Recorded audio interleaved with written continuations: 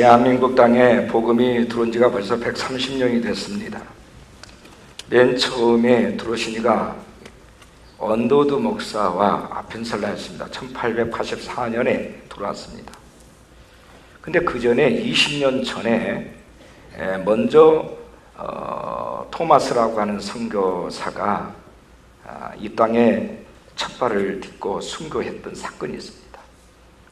그건 바로 미국의 상선이었던 제너럴 셔먼호가 대동강 쪽에 늘 왔다 갔다 하고 또 평양에 왔다 갔다 하면서 우리나라와 당시에 이 관민들과 대치했던 일이 있었습니다. 그래서 포격을 쏘고 그러면서 많은 우리 난민들이 죽었습니다. 그래서 이 셔먼호가 모래톱에 걸려 있을 때에 우리 관민들이 화살에다가 불을 당겨가지고 그 배를 불태워 버렸습니다. 그때 많은 희생자가 있었습니다. 그런데 그 배에 토마스라고 하는 선교사가 타고 있었어요. 토마스가 배가 불타는 그 와중에서도 한 보따리 성경을 들고서 모래사장에 내렸습니다. 그리고 칼로 목을 막 베는 관민들을 향해서 성경책을 건네주면서 제발 이 책을 받아주라고 이렇게 통사정을 했습니다. 그때 그 앞에 있었던 사람은 이 관민 박충권이라는 사람이 있었습니다. 이 사람에게 통사정을 하면서 성경책을 건네주려고 하는데 이 책만 받아달라고, 나 다른 것은 원치 않는다고, 이 책만 받아달라고 하는데 거절을 하는 겁니다. 그래서 그는 모래사장에 그대로 엎드려서 마지막 하나님 앞에 이렇게 기도를 합니다. 주여, 이 조선 땅에 복음을 편만케 하시고 수많은 영혼을 구원시킨 후에 천국 가려 했지만 이제 제가 주님의 품으로 갈 때가 됐습니다. 그러나 주님, 이 성경만큼은 이들에게 전달하게 하옵소서. 지금은 저를 죽이려고 하오나 성경을 받고 돌아가서 저들이 예수님을 믿게 하시고 조선 땅에 큰 부흥의 불길이 치솟아 오르게 하옵소서. 주여, 간절히 원합니다. 제가 성경을 받아 구원의 복음을 읽게 하여 주십시오. 이 기도를 마칠 때에 박충건이가 칼로 그의 목을 뱉습니다. 여러분 보세요. 26살의 젊은 선교사가 꽃다운 나이에 복음을 전하다가 순교를 했습니다. 그렇지만 그의 순교는 한국교회의 부흥의 씨앗이 됐습니다. 박충건의 심경에 변화가 생기기 시작했습니다. 도대체 이 사람이 뭐길래 저렇게 평안하게 죽을 수 있는가? 도대체 저 사람 죽어가면서까지 나에게 건네주려고 하는 저 책에 뭐가 기록이 되어 있을까 궁금했습니다. 그래서 그는 그 현장에서 성경책 한 권을 가지고 와서 읽기를 시작을 합니다. 성경 읽다가 그는 예수님을 만났습니다. 그리고 그가 후에 영주교회의 영수가 되었습니다. 그는 그 성경을 조카 이영태에게 주어서 또한 이영태도 주님을 영접하도록 했습니다. 그의 이영태는 평양 숭실대학을 졸업한 후에 한글 성경 3분의 2 분량을 번역하는 귀한 사역을 감당하게 됐습니다. 결국 토마스 선교사의 순교는 한국교회의 부흥의 불길을 만드는 불씨가 되었습니다. 그 무엇이 토마스로 하여금 목숨을 걸 만큼 열정을 갖게 했는가? 그것은 하나님이 그에게 주신 사명, 미션 때문이었습니다. 여러분, 우리가 하나님을 선택했습니까? 아닙니다. 하나님이 우리를 선택하셨습니다. 그리고 우리에게 사명을 주십니다. 내가 너를 부르고 이 백성에게 보내노라. 그들이 듣든지 안 듣든지 나의 복음을 전하라. 이것이 하나님께서 우리를 선택하신 목적입니다. 오늘 본문은 예수님께서 십자가를 지시고 돌아가신 후에 사흘 만에 부활하셨습니다. 예수님의 제자들이 이제 문을 걸어 잠그고 유대인들을 두려워했다 했습니다. 근데 두려웠던 그 공간에 예수님, 부활하신 예수님이 들어오셨습니다. 그 공간을 뚫고 들어오셨습니다. 그리고 그들 안에 손과 옆구리의 못짝을 보여주면서 너에게 평강이 있을지어다, 평강이 있을지어다, 그렇게 말씀을 하십니다. 그리고 21절에 아버지께서 나를 보내신 것과 같이 나도 너희를 보낸다, 나도 너희를 파송한다, 이런 말씀을 합니다. 이 보내심이라는 말은 미션이라고 얘기합니다. 보내심을 받았다라는 뜻입니다. 라틴어 미쇼에서 나온 말입니다. 예수님께서 누구를 보내셨습니까? 두려워 떠오는 그 제자들에게 나타나셔서 그들에게 평강의 마음을 주시고 그들에게 파송하겠다, 내가 너희를 보내겠다, 이렇게 말씀을 합니다. 오늘 하나님께서 저와 여러분을 통해서 정말 많은 영혼들 속에 복음이 들어가기를 원하시고 그 복음이 전해진 곳에 하나님의 나라가 임하도록 하는 것이 하나님께서 우리를 부르신 목적이다 하는 것입니다. 여러분 자신의 미션을 알고 계십니까? 예수 믿는 우리 모두에게는 하나님이 주신 미션이 있습니다. 오늘 제목입니다. 우리 한번 따라하겠습니다. 사명자. 여러분, 우리는 다 사명자입니다. 오늘 본문의 제자들에게 주님은 세 가지를 말씀을 하십니다. 첫째는 너희에게 평강이 있을지어다. 다시 말해서 사명자는 그 마음에 평강이 있어야 된다는 것입니다. 마음에 평화가 있어야, 샬롬이 있어야 된다. 본문 21절을 보세요. 예수께서 또 이르시되 너희에게 평강, 샬롬이 있을지어다, 이렇게 말씀을 합니다. 부활하신 예수님께서 하신 첫 마디는 너에게 평강이 있을지어다, 샬롬 알레헴이라고 말을 합니다. 샬롬 알레헴, 유대인들의 인사법입니다. 제자들에게 하신 말씀은 인사 이상의 그 의미를 담고 있습니다. 너희들이 예수를 부인했고 나를 버리고 떠났지만은 그러나 내가 다시 공언한 대로 부활했지 않느냐? 그러므로 이제는 너희들은 후회감과 수치심에 떨지 말고 이제는 너희에게 이 평안을 가지고 모든 사람들에게 부활의 주를 전하라, 이렇게 말씀을 하고 있습니다. 이 평강이라고 하는 것은 단지 용서에 대한 확신과 죄책감과 수치심으로부터 자유함, 그 이상의 것임을 우리는 알아야 됩니다. 주 3세기경 중반에 로마 황제 발레리안이라고 하는 이 황제가 기독교를 아주 극심하게 박해할 때 일입니다. 근데 이 발레리안 황제의 오른팔처럼 쓰임받는 히폴리투스라고 하는 이 사람이 있었어요. 이 군인입니다. 근데 그가 그리스도인들을 고문을 합니다. 고문할 때마다 그 마음속에 항상 의문이 있었습니다. 아니, 이 사람들이 이렇게 고통스러워하면서 죽어가면서도, 이 고문을 견디면서도 그 마지막에는 다 전부가 다 한결같이 평안한 마음으로 세상을 떠나고 찬송하면서 가더라는 거예요. 기도하면서 가더라는 거예요. 그것이 늘 의문이었어요. 당시에 성자로 일컫는 로렌스를 고문을 하고 처형을 하는 그 일을 집행을 하고 있을 때에 그 역시 고문을 할 때 크게 몸이 뒤틀리고 살이 찢겨져 나가는 영락없이 다른 이들과 같다가 고통의 순간이 지나면 금세 아무런 일이 없었다는 듯이 돌아오는 거예요. 하루 이틀 지나면서 고문하는 자신이 오히려 더 불편하고 오히려 더 두렵고 오히려 더 마음이 불안했다는 거예요. 그런데 어느 날 그 로렌스를 고문하는데 로렌스 옆에 예수님의 환상이 보이는 것이었습니다. 그는 소스라치게 놀랐습니다. 이 히폴리투스도 그 후에 예수를 영접하게 됐습니다. 발레리안 황자 그것을 알게 됐습니다. 저 사람의 사지를 찢어 죽여라. 그래서 그 역시 네 발에 묶인 채 사지가 찢겨서 순교를 했습니다.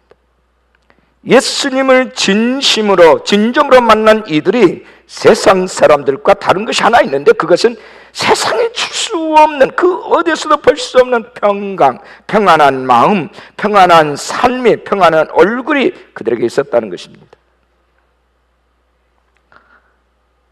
평안 자체이신 예수님이 그들 가운데 있을 때 마음의 평강을 잃어버리고 좌절하고 두렵고 뭔가 쫓기는 마음을 갖고 있는 사람들은 부활하신 예수님을 친히 만난 사람이라고 말할 수가 없습니다.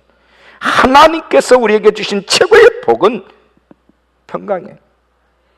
그 어떤 정황 속에서도, 그 어떤 고문과 시련과 박해 속에서도, 고난 속에서도 그 마음에 예수로 인한 평정심을 잃지 않는 고요한 평안한 그 상태, 이것이 가장 큰 복이에요. 여러분, 솔로몬 왕은 1000번째 드리고 하나님 앞에 지혜를 얻었잖아요. 부귀영화 모든 것을 얻었습니다. 무려 첩이 1000명이나 되었다고 그랬어요. 이 지상에 솔로몬만큼이나 그 모든 것을 누린 사람이 어디 있어요? 근데 그가 인생의 말년에 잠언의 말씀을 통해서 많은 후회와 인생의 허무에 대해서 노래를 하면서 정말 하나님 주신 그 은혜를 논하는 그 내용을 보면 너무 우리가 감동을 받지 않습니까? 솔로몬 왕이 말년에 현자들을 모아놓고서 질문을 합니다. 현자 호마에게 말해요. 이로부터 오는 복 가운데 가장 큰 복이 뭐라고 생각을 하는가? 호마가 그렇게 말합니다. 예, 왕이시여, 북이 용합니다. 솔로몬이 다시 묻습니다. 왜 북이라고 생각하는가? 대답하기를 북이라고 하는 것은 경관성과 같아서 마음이 든든해질 뿐만 아니라 어떤 힘이라도 다 살 수 있기 때문입니다 라고 대답했어요. 솔로몬은 고개를 좌우로 흔들었습니다. 옆에 있는 지략가 아쉬를 바라보면서 묻습니다. 그대는 어떻게 생각하는가? 백발의 아쉬가 대답하면 저는 지혜라고 생각을 합니다. 왜 지혜라고 생각하는가? 아쉬는 대답합니다. 지혜는 선한 길로 인도하여 영혼을 지킬 수 있을 뿐만 아니라 지혜를 가진 자는 명예를 얻을 수도 있기 때문입니다. 솔로몬은 또 고개를 젓습니다. 랍비 파셀에게 물었습니다. 랍비는 뭐라고 생각하는가? 그러자 파셀은 느린 말로 입을 엽니다. 이로부터 오는 복 가운데 가장 큰 복은 덕이라고 생각합니다. 덕이 많으면 좋은 친구를 얻을 수 있기 때문입니다. 모두의 말을 들은 솔로몬은 한심을 내셨습니다.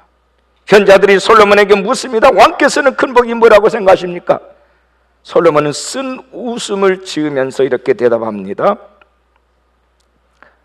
나는 평강이라고 생각하네.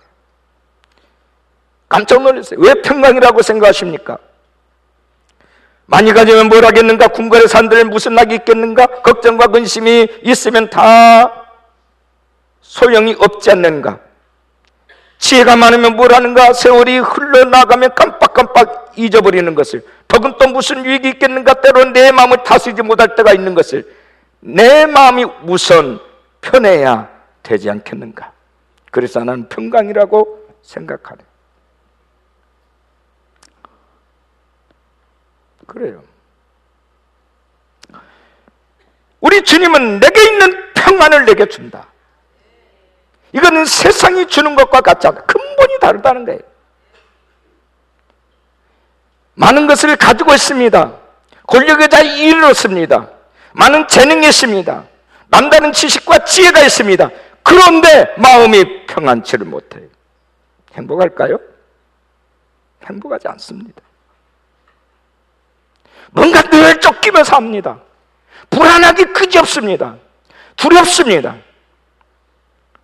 인간은 본래부터 약하고 본래부터 한계를 가지고 있기 때문에 내가 내 인생의 중심을 이루고 있으면 불안전하게 되어 있습니다. 어느 누구도 마찬가지입니다. 권력을 가졌다 할지라도, 명예를 가졌다 할지라도, 부귀영화를 가졌다 할지라도 그것으로서 마음의 평정심을 가질 수가 없습니다.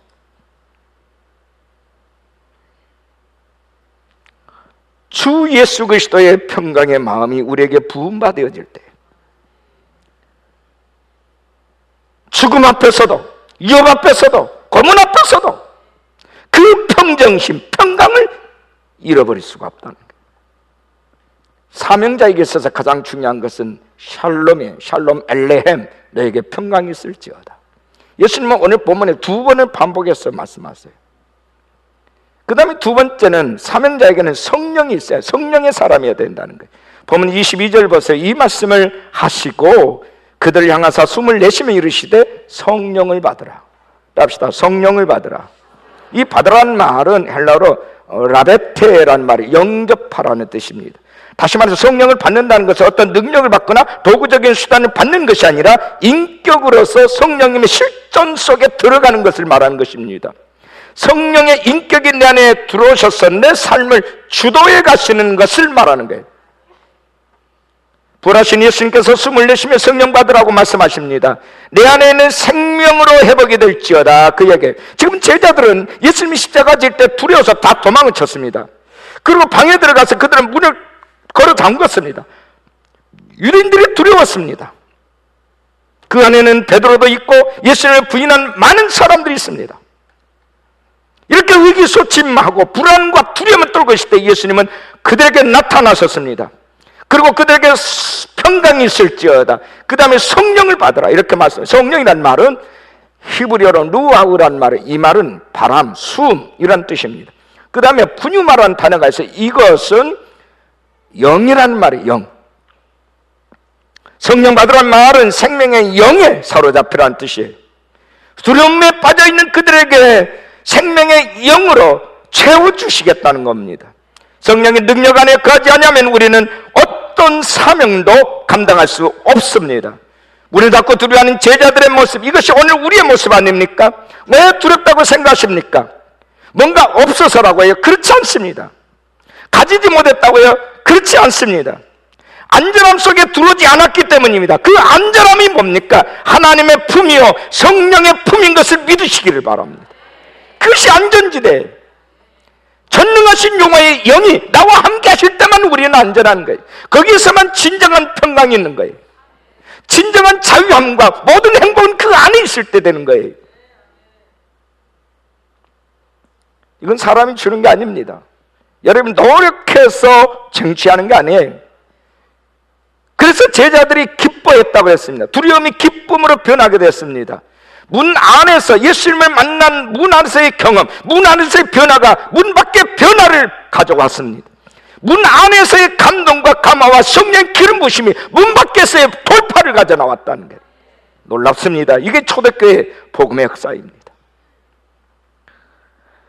미국의 그 지미 카터, 이분은요 퇴임하고서도 헤비타트 운동을 하면서 많은 사람의 사랑과 존경을 받고 있지 않습니까? 1924년 10월 1일 그는 미국 남부 조지아주 플레인즈라고 하는 마을에서 10번째 아들로 태어났어요. 1966년에 조지아 주지사 선거에서 낙선을 해서 실망에 빠져 있을 때에 그의 여동생 루스와 함께 수마일 떨어진 웹스터로 차를 몰고 가던 길이었어요.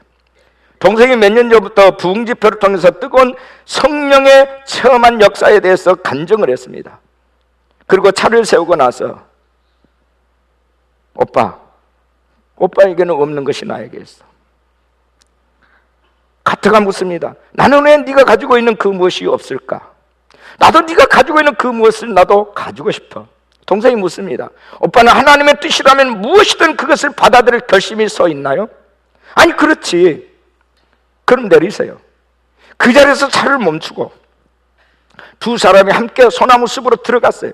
그리고 거기서 무릎을 꿇었어요. 간절히 성령님이여 내게도 임하여 주십시오. 그때 성령의 불이 카터에게 임했다는 거예요. 그 뒤부터 그는 대통령이 되고 또 퇴임 이후에도 어느 나라 어느 국가를 방문할 때마다 지도자들에게 반드시 복음을 전했어요. 반드시. 내게 있어서 가장 큰 사명은 대통령이나 이직이 아니라 예수 그리스도의 사랑의 복음을 나눈 거다. 그는 어디가나 당당하게 그렇게 말을 했어요.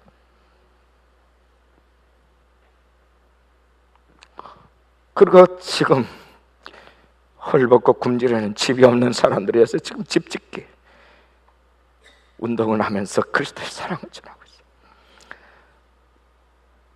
이게 성령 받은 사람들의 삶의 모습이에요. 인위적으로 내가 하겠다는 게 아니에요. 주의 영이 나와 함께 하시면 우리의 삶에 반전이 일어나요. 내가 원하는 것이 아니라 주께서 원하신 일이 나의 일이 되는 거예요. 왜 많은 사람들이 실망하고 왜 절망을 하고 왜 주님을 떠납니까? 주님을 믿는다면서도 그 중심에 성령님이 계시지 않냐고 자기가 있기 때문에 자기 아젠다가 있는 거예요. 그걸 깨뜨리지 않냐면 부활의 영이 나를 소유할 수가 없는 거거든요. 머리로 이해하는 게 아닙니다. 예수를 믿는다는 것은 그분의 영으로 나를 소유하는 것을 말하는 겁니다. 그분과 동행하고 그분의 인재 아래서 기뻐하는 겁니다.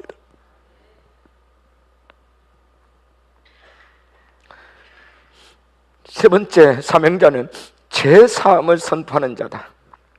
보면 23절 보세요. 너희가 누구의 죄든지 사하면 사여질 것이요 누구의 죄든지 그대로 두면 그대로 있으리라. 우리 기독인에게 있어서 가장 최고의 기쁨, 최고의 구원, 최고의 감격이 뭡니까? 모든 죄로부터 자유해지는 겁니다. 모든 죄의 속박으로부터 해방되는 겁니다.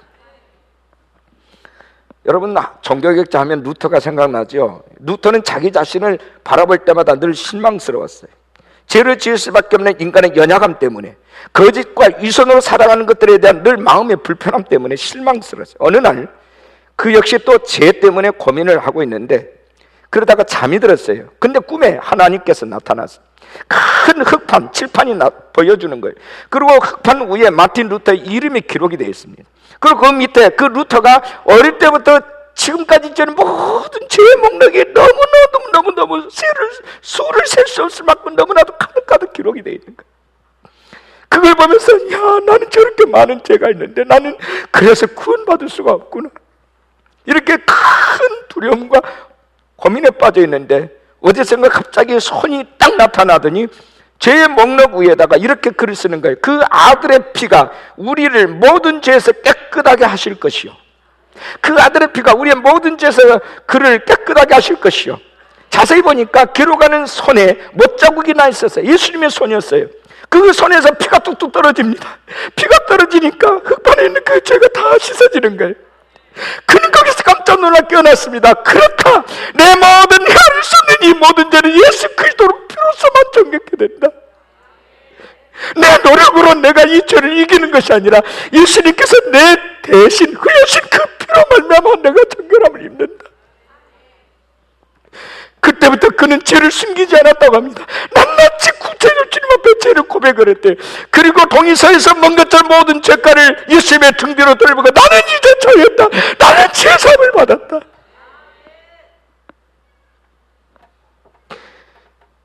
예수의 피가 내 심장을 적시고 내 마음을 적신대. 거기서 우리는 정결함을 받고 거기서 비로소 자유함이 있는 거예요. 제 모든 것도 자유함을 받는 거예요. 11세기 영적인 거성 제롬이라는 자가 있습니다. 이 사람이 베들레헴에서 성경을 번역하고 있는데 어느 날 기도하는데 예수님께서 그에게 환상 중에 나타났어요. 제롬은 너무 기뻐가지고 예수님 앞에 말합니다. 사랑하는 주님, 제가 주님께 무슨 선물 하나 드리고 싶은데요.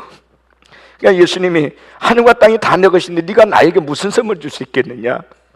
제롬이 말합니다. 이 성경을 다 번역해서 주님께 선물로 드리겠습니다. 그때 예수님께서 제롬에게 한 말이 이거예요. 정말 네가 나에게 선물을 주겠느냐? 그러면 한 가지만 내게 다오. 그것이 무엇입니까? 너의 죄와 고통을 다 내게 다오. 그것이 나에게 네가 줄 수 있는 최고의 선물이란다. 너의 고통과 너의 죄를 내게 다오.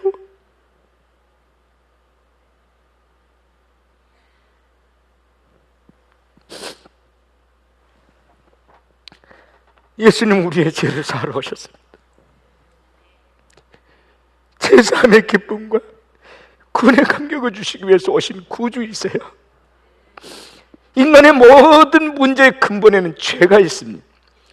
죄 문제만 해결할 수만 있다면 우리는 어떤 것을 매이지 않아도 됩니다. 어떤 것에부터 우리는 자유롭게 됩니다. 문제는 이 죄덩어리 때문에. 근데 이건 내 의지로 씻을 수가 없어요. 내 윤리나 내 도덕적인 마음으로 씻을 수가 없어요. 인간이 죄를 이길 수 있다면 왜 죄를 짓겠습니까? 죄를 이길 수 없기 때문에, 원천적으로 스스로 그걸 이길 수 있는 길이 봉쇄되어 있기 때문에 우리는 죄를 짓는 겁니다. 그 죄는 완전한 하나님이시고 완전한 인간이신 예수님밖에 우리 허물과 죄를 해결할 수가 없어요. 우리가 주님 앞에 드릴 수 있는 최고의 선물,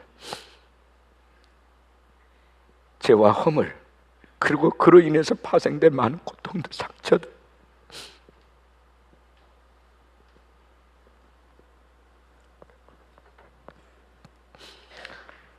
세계적인 사역자 중에 세들백 교회의 릭 워렌이라는 목사님이 계십니다. 이분이 오늘 현재 크리스찬은 두 가지가 있대요. 하나 올드리 크리스찬, 세속적인 신앙자. 그 다음 올드 클래스 크리스찬, 세계를 품는 크리스찬인데, 세속적인 사람들은요 세상에 영향력을 주지 못합니다. 세상 오히려 종노릇을 합니다. 세상에 손가락질을 당합니다. 근데 올드 클래스는 세상에 영향력을 행사합니다. 하나님의 통치 아래에 있습니다. 세상을 바꾸는 능력이 있습니다. 여러분 어떤 사람인가?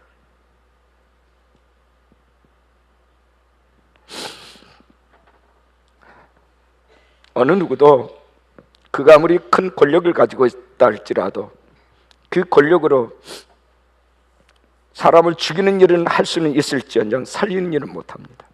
더더욱 영원히 자유롭게 할 수는 없습니다. 오직 그 길은 우리의 만왕의 왕이신 예수 그리스도밖에 없습니다. 그 예수님께서 오늘 우리에게 미션을 주셨습니다. 너에게 평강이 있을지어다. 그리고 숨을 내쉬며 말씀하기를 성령을 받을지어다. 그리고 너희들이 누구의 죄든지 사하면 사해질 것이고 그대로 두면 그대로 있을 것이다. 너희는 죄 사함을 선포하고 죄를 사할 수 있는 권세자로 나가라. 그리고 세상을 바꾸라. 세상을 하나님의 나라로 바꾸라. 이것이 오늘 저와 여러분이 주신 미션입니다. 미션입니다. 미션입니다.